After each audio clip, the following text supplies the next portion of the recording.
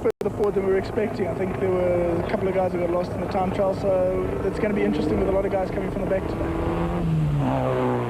Much of the terrain for the Oven Fresh Biscuits 500 was flat, with a mountainous section in the top end of the loop, which could prove to be the undoing of many teams.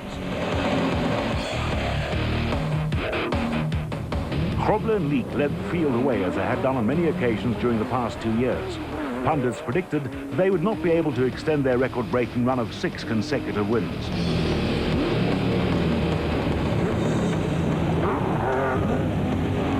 De Villiers and Jordan started 42 seconds later and had the advantage of a slight dust gap on their proudly South African Nissan teammates.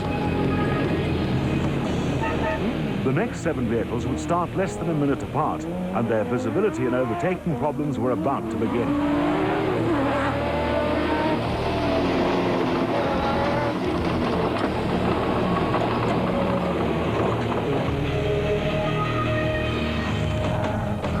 Nissan Sugarbelt 400 winners, Mundell and Bond, led the special vehicle field away in their prolonged bat and were followed by Harkes and Berthold, who started on the same time as the Duplessis couple.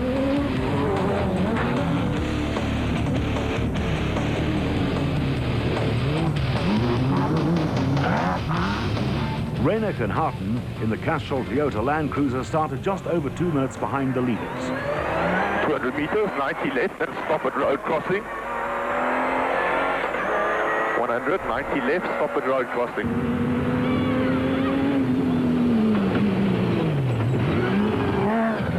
On board with a rather relaxed-looking Hannes Grobler.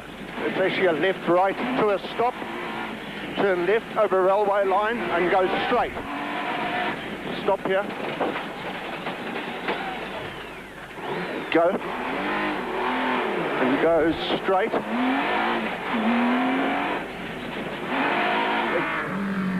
Grobler and Leek had a huge advantage over the rest of the field and steadily increased their lead over teammates De Villiers and Jordan.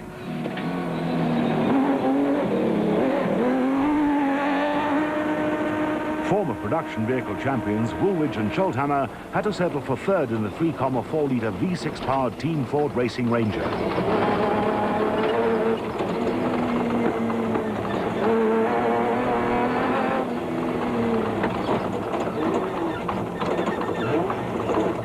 There wasn't even the slightest breeze to help clear the dust, and anyone who took unnecessary risks was headed for early retirement from the race.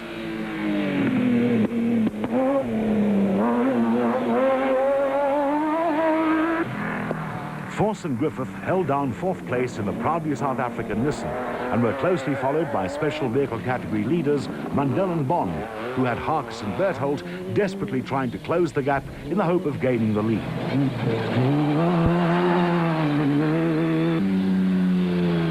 Mmabatho and Stangl had already gained a place by overtaking Gerard and Kirby Duplessis, who had decided to let the leading bat entries and Mmabatho fight it out until visibility improved. Reinecke and Harten were in the thick of things in the Castrol Toyota Land Cruiser. Where are you going to go? Left? And stop point. Links the sprint. Where? By I see it on the rechts. By I see it on the rechts. They were unable to make an impression on the leaders in this early stage in the race. The popular Jojo Tanks VW Beetle, which will soon be replaced by a new vehicle, was 10th. It hasn't been a good year for the Nashua Mobile Racing Squad. Greg Dowse withdrew from the race with gearbox problems, and Terence Marsh and Trevor Eyre got lost in the prologue. They completed over 80 kilometres instead of 42 kilometres and started 61st. A similar fate befell Mark Cronier and Chris Birkin in the Castrol Toyota Hilux, who started 60th. Gareth Walk in the O'Hagan's Kopanong Hotel Mighty Mag also got lost on Friday and started 59th. Back to the main event, with aerial visuals courtesy of the Kopanong Hotel Medical Rescue Helicopter.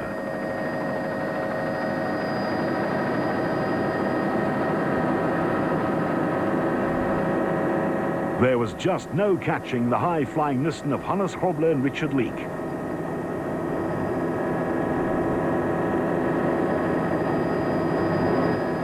The championship leading pair had opened up a 2-minute lead after 90 minutes of racing and were seemingly invincible.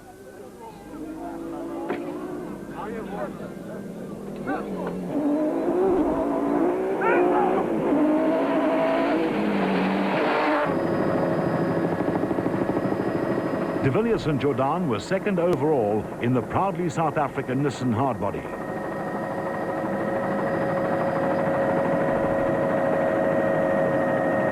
They had only managed to finish one race this year, and that was the Toyota 1000, where they came from behind after an horrific head-on collision with a spectator vehicle soon after the start of day 2, to finish second overall behind their teammates.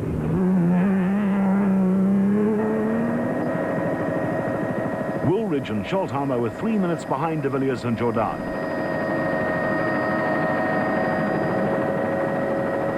The Team Ford Racing Ranger didn't seem to have the pace of the front-running Nissans, but it was later explained that the roof air vents had popped open for some strange reason, and dust in the cockpit proved to be a major problem for driver and co-driver.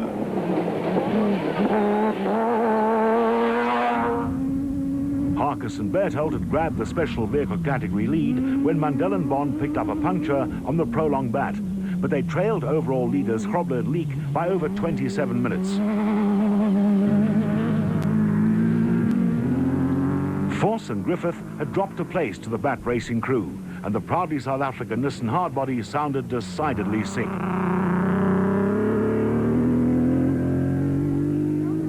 Castrol Toyota stalwarts R.P. Reinecker and Robin Harton had no answer for the Nissan barrage and had to be satisfied with 5th overall. They last won a race at the start of the 2002 season and desperately needed a strong finish. Mmabatho and Stangl tend to be slow but consistent starters and then pick up their pace in the closing stages of the race. This strategy seemed to be paying off, and they were second overall in the special vehicle category, just over a minute ahead of arch rival Gerard du Plessis and wife Corby, who were having gear selection problems on the Liebherr Jumco.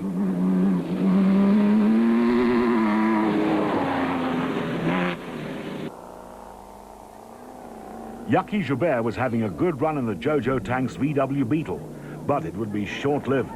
The drivetrain failed before the midway service point, and they were relegated to being spectators for the rest of the Oven Fresh Biscuits 500.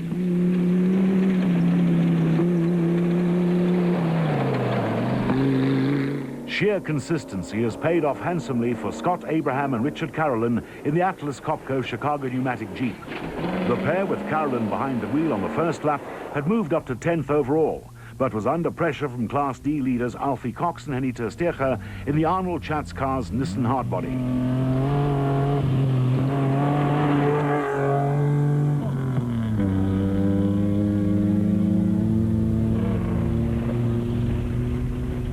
Tosca farmers, Piet Haasbroek and Freddie Schippers in the Castrol Toyota Land Cruiser were on familiar terrain and within sight of the class-leading Nissan, while Marcus Taylor and Mark de Chalane had matters under control in Class B.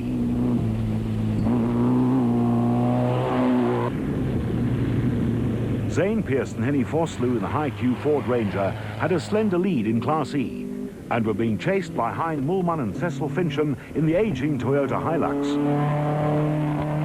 Kasi Kutsia and Oki Fari weren't far behind in the factory-prepared Castrol Toyota Hilux KZTE.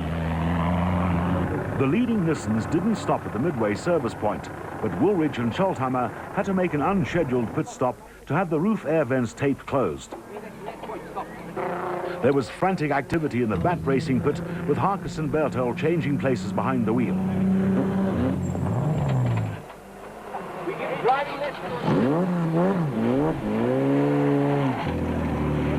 Duncan Voss was concerned about the persistent misfire on the Nissan, while Toyota 1000 winner John Weir Smith watched from the sidelines.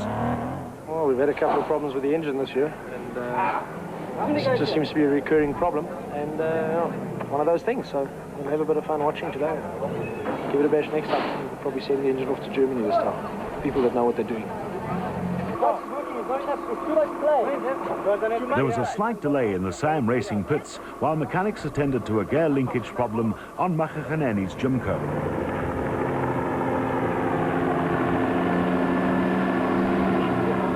Sadly, Gerard and Kirby du Plessis' race was run.